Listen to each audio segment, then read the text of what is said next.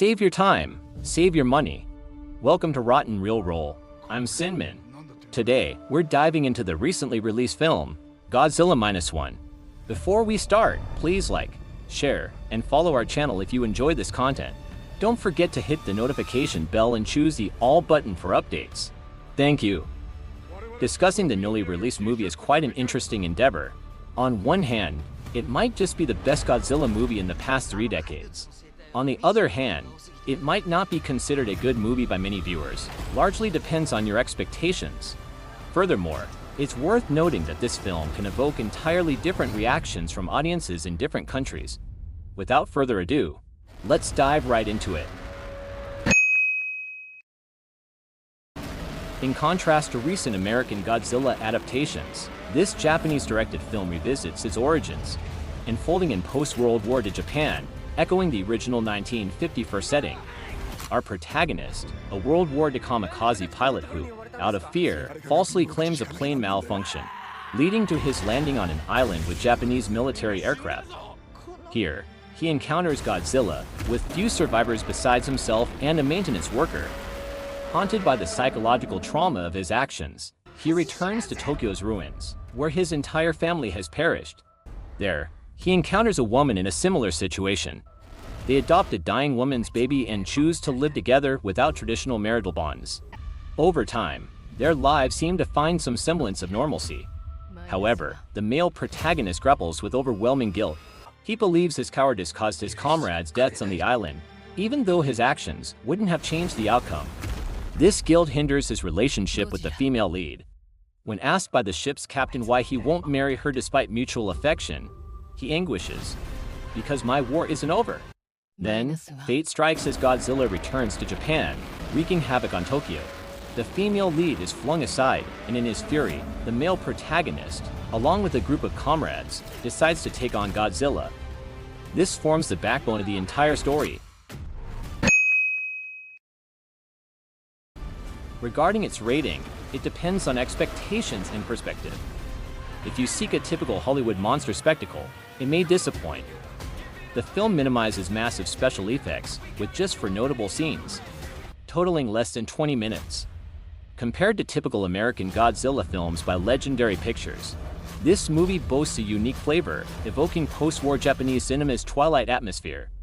Despite its relatively short duration, the special effects quality, especially in depicting Tokyo's catastrophic destruction, impresses. This might be attributed to budget constraints. The film's $15 million production cost pales in comparison to Hollywood counterparts. However, the director may deliberately aim for a distinct Godzilla experience. If you seek depth in Godzilla, this film may exceed your expectations by a considerable margin. Japanese cinema excels in exploring characters' emotions, and this film follows suit. It's said that the director and screenwriter, Takashi Yamazaki, spent 3 years refining the script, resulting in a unique perspective and profound contemplation absent in previous Godzilla movies. It rejuvenates the iconic Japanese Godzilla, offering contemporary viewpoints on core themes rather than merely nostalgic returns to the 1954 version.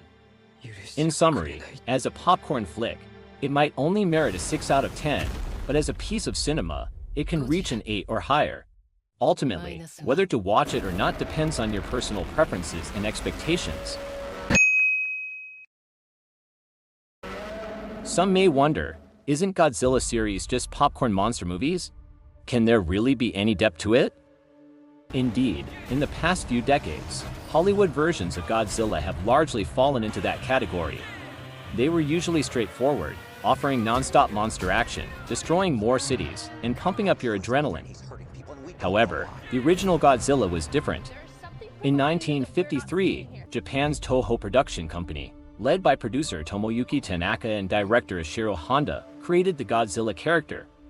And like King Kong's somewhat obscure symbolism, Godzilla from the start carried a clear cultural message: Japan's nuclear war fears. Round this core theme, diverse interpretations emerged. Some saw it as a warning of nuclear weapons' potential devastation, while others considered it a symbol of America. Initially, Godzilla wasn't mere mindless entertainment, it embodied profound reflections from a Japanese perspective. However, like the King Kong series shedding its Great Depression backdrop, later Godzilla films drifted from their original intent. They became pure entertainment symbols without clear political allegories. Godzilla no longer only attacked Japan but targeted the entire world, including the United States, Hong Kong, or any other city. It became a global monster. As I've emphasized before, every film expresses the creator's politics, particularly evident in film franchises. Just as different Snow White versions convey varying political messages, Godzilla's evolution mirrors shifting values. In the 1954 original Godzilla film, Godzilla was depicted as a pure menace. The male protagonist, upon discovering his invention, the oxygen destroyer, could kill Godzilla, chose self-sacrifice and took Godzilla with him. To prevent his invention from falling into the wrong hands, he destroyed his research. The film ends with the professor's reflection. Godzilla cannot be the only one. As long as we continue nuclear testing, another Godzilla may appear somewhere in the world. This resonated with the anti-war theme in a movie like Oppenheimer. Over time, Godzilla evolved from a destroyer to a guardian. It shifted focus from destruction to protecting humanity, battling other world-threatening monsters. One interpretation links this to Japanese complex feelings towards the US. The atomic bomb did bring destruction and suffering to Japan, but it also destroyed the old order and gave rise to a new Japan. Today, the US serves as Japan's protector against threats from communist countries like China and North Korea. Later, American studios took over, turning Godzilla into an environmental advocate, aligning with themes seen in the Jurassic Park series, promoting messages like monsters are innocent, it's humanity's civilization that's evil. As a result, it led to the mediocrity of the Godzilla series, as cliched themes essentially equate to no themes, leaving audiences with only the spectacle to enjoy. Godzilla Minus One disrupts this trend, exploring the anti-war theme more profoundly, departing from the 1954 version. Specifically, this film no longer views Godzilla as a symbol of nuclear weapons or America but as a representation of war itself. The Japanese, represented by the male protagonist, begin to question why they fight when faced with Godzilla's invasion. The entire Japanese government is shown as ineffective or inactive, and civil resistance takes its place, rooted in the belief that everyone is responsible for themselves, forming a new sense of national identity for the Japanese.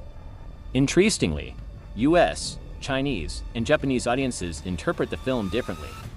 On IMDb, most American viewers highly praise the film, considering it the best Godzilla movie ever. However, their attention seems to be more focused on the technical aspects, possibly overlooking its thematic expression.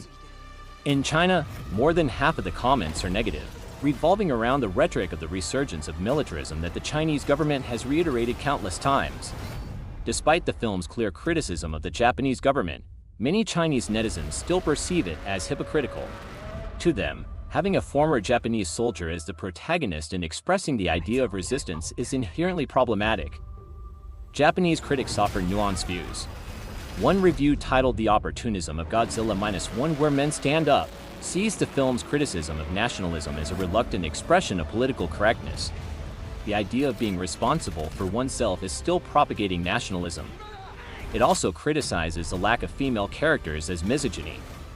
I pinned the link to this Japanese review at the top of the comments section. Interested friends can use Google Translate to view the full text. The two seemingly opposing views, aggressive nationalism promoted by the Chinese Communist Party and Western pacifism, have found rare common ground in their interpretations. In the film, the protagonist undergoes three significant transformations. At the outset, he is a member of the Kamikaze Squadron, undoubtedly a fervent nationalist, and a target of criticism by the aforementioned groups. Subsequently, after experiencing defeat in Godzilla's rampage, he comes to understand the essence of militarism but loses the courage to resist. This outcome seems to align with the expectations of both groups of critics. This reminded me of Kubrick's A Clockwork Orange, where the male protagonist, Alex, undergoes a similar transformation.